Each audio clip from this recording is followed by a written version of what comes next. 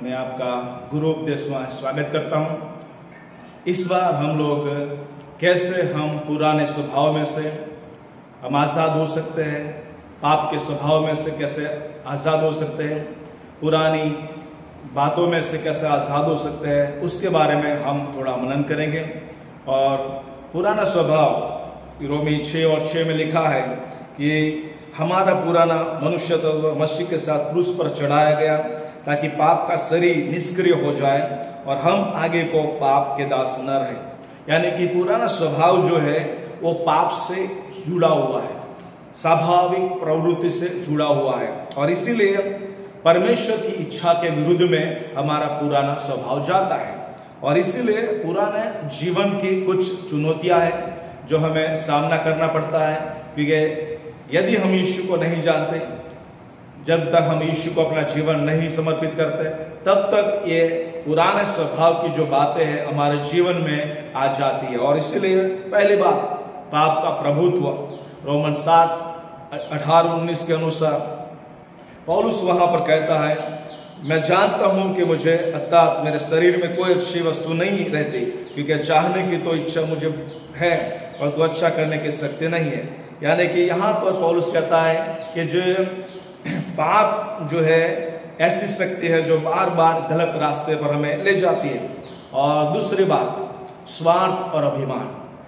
ये दूसरी बात है कि दूसरी चुनौती का सामना करना पड़ता है कि पाप जो हमें स्वार्थ का स्वभाव देता है, घमंड हमारे अंदर लाता है और अपनी इच्छा से चलने की बातें हमें वो करता है। और इसलिए ये दूसरा बात पुराने स्वभाव में होती है। तीसरी बात, संसारिक प्रलोभन। पहला यूहन्ना 2:16 में लिखा है, क्योंकि जो कुछ संसार में है अर्थात शरीर की अभिलाषा, आंखों की अभिलाषा और जीविका का घमंड, और ये सारी बातें पिता की ओर से नहीं, संसार की ओर से। और इसीलिए मैं चाहता हूं कि ये जो पाप है आज भी कई लोगों को पाप में गिराते हैं, और इसीलिए संसार की अभिलाषा जो है ये हमारे जीवन से, स्वभाव से हमें दूर करना पड़ेगा। ये संसार के जो प्रलोभन, जो 3 बातें लिखी गई है, ये तीनों पाप जो आदम और हवा उस समय उन्होंने भी किया, और वही आज भी ये 3 पाप चले आ रहे हैं। और मैं चाहता हूं कि ये पुराना स्वभाव अभी भी जो हमारे अंदर है, तो हमारे अंदर से पुराना स्वभाव हमें यीशु के नाम में, हमारे यीशु के द्वारा उसको हमारे अंदर से रिमूव करना पड़ेगा। और इसलिए मैं चाहता हूं कि हमारे पुराने जीवन और स्वभाव से कैसे हम मुक्ति पा सके। और इसलिए पहली बात हमें करना है, यीशु मसीह को हमें स्वीकार करना है। प्रियो, पहली बात कि यूहन्ना 8:36 में लिखा है, इसलिए यदि पुत्र तुम्हें स्वतंत्र करे तो तुम सचमुच स्वतंत्र हो जाओगे। और यहाँ पर जब यीशु मसीह जो परमेश्वर का पुत्र है, यदि वो हमें आजाद करता है, पाप से आजाद करता है, पुराने स्वभाव से आजाद करता है, तो हम पूरी रीति से हम आजाद हो सकते हैं। यीशु में हमें आजादी है। दूसरी बात, पश्चाताप करना पड़ेगा, तभी परिवर्तन आएगा। और इसीलिए हमें मन फिराने की जरूरत है। पुरानी बातों को हमें छोड़ना है और नई बातों को हमें ग्रहण करना है, नई बातों में हमें चलना है। तीसरी बात, पवित्र आत्मा की शक्ति हमें प्रदान करेगा परमेश्वर। वहां लिखा है गलाती 5:16 में लिखा है, आत्मा के अनुसार चलो तो तुम शरीर की लालसा को पूरा न कर पाओगे। यानी कि पवित्र आत्मा हमें विजय पाने का सामर्थ्य देता है। पुराने स्वभाव पर और संसारिक प्रलोभन पर हमें विजय प्राप्त करने का पवित्र आत्मा हमें सामर्थ्य देता है। और परमेश्वर के वचन में हमें डूबा रहना है।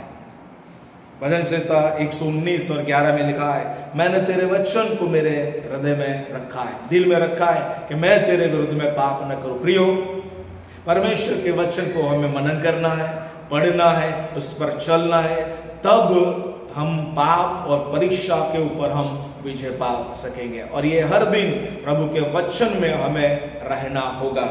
और एफएससी 4:22 और 24 में लिखा है, तुम अपने पुराने मनुष्य तत्व को जो धोखे की अभिलाषा के कारण भ्रष्ट होता जाता है उतार डालो। वहां पर लिखा है हमारे जो पुराना मनुष्य तत्व है वो हमारे जीवन से हमें उतार के फेंक देना है। और हमें क्या पहनना है?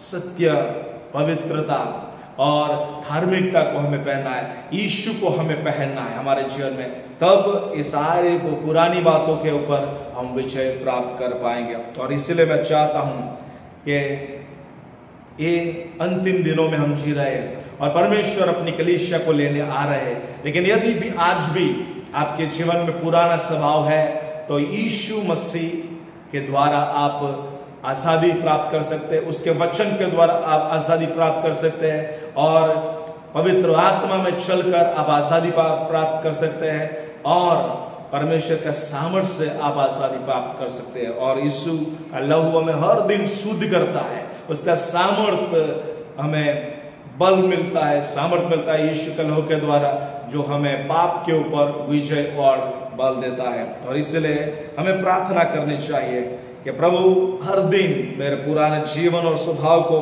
बदलने में आप मेरी मदद करिए।